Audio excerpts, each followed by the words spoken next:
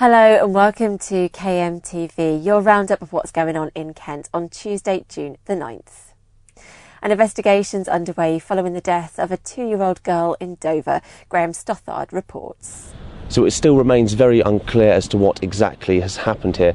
Emergency services were called to an address on De Burgh Street at 10 o'clock Friday morning, where they took a 2-year-old girl to hospital. Unfortunately, though, later that day she passed away.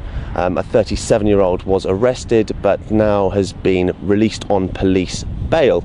Residents I spoke to on this street have said they're equally unsure as to what happened, but due to the tragic and unusual nature of the event, they still seem to be coming to terms with it.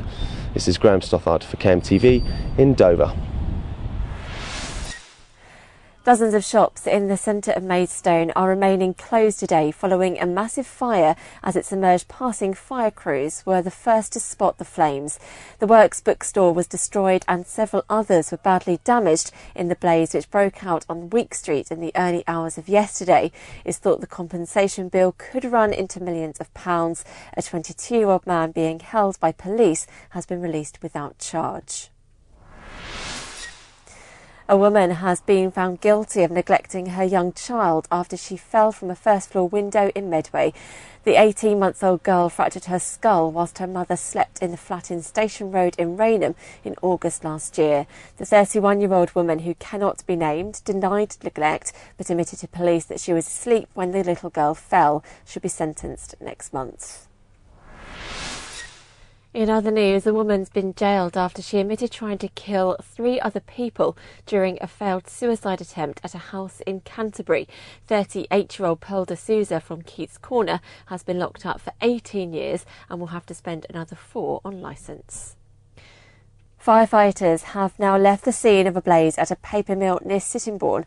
Crews were called to the site on Riddham Avenue in Kemsley, where a large amount of baled paper was alight yesterday afternoon. And good luck to anyone who tries to park a vehicle where these double yellow lines are painted in Broadstairs. But it's not the first case of wacky line painting in the county, as these examples prove. And finally, a group of volunteers in Kent are helping to design what's thought to be the first app of its kind to help look for missing people. Jem Collins has more details. When someone you love goes missing, where do you look, especially when every second counts? Well, that's something that Kent Search and Rescue are hoping to help answer with the help of technology like this.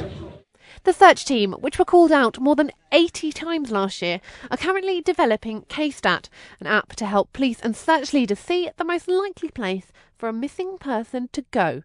Drawing on a massive database of the organisation's previous call-outs, it hopes to direct teams to a missing person's most likely location based on their details. For example, those with autism are typically drawn towards water, and people with dementia tend to head downhill.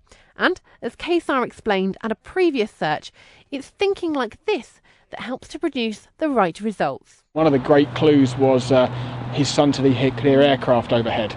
So that enabled us to kind of get some data off the internet in terms of the flight paths for Gatwick, work out from the information we had of where the mobile phone was. We had a big arc, 120-degree arc to search in, which was giving us a massive task to do, but correlating that with the flight path information narrowed it down quite considerably for us.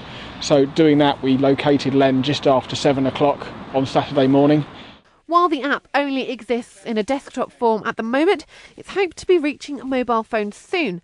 And as the first of its kind in the country, it's hoped to set a precedent for search and rescue teams across the UK. This is Jem Collins for KMTV. There's more local news on KMFM, and you can also follow us on Twitter and Facebook, but that's it from KMTV.